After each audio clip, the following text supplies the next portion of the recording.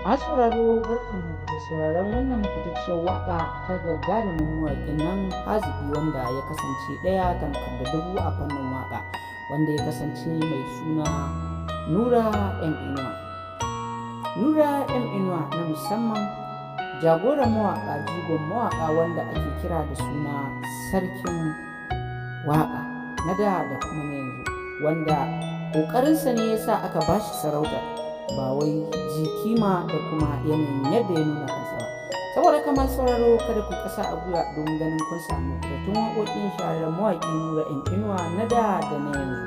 Ku kasance da wannan tasha domin samun bidiyoyin waƙoƙin Nura M Inuwa da sauran bidiyoyin mawaƙa na musamman. Kada ku manta, idan wannan shine farkon kasancewar ku a cikin wannan tasha ta mai albarka, ku daure ku danna mana subscribe sannan ku danna alamar ƙararrawa, yanda da zarar mun ɗora manhajar mu za ta iske ku a duk inda kuke a faɗin Najeriya da sauran ƙasashe baki ɗaya.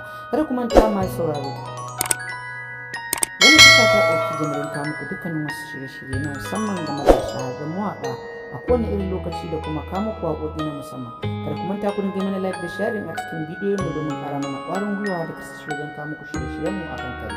Kada ku manta masu sauraro, ku dinga ajiye mana comment domin sanin ra'ayinku game da wannan tasha ta mu mai albarka, game da kuma dukkanin bidiyoyin mu a kodayaushe da zarar mun ɗora muku.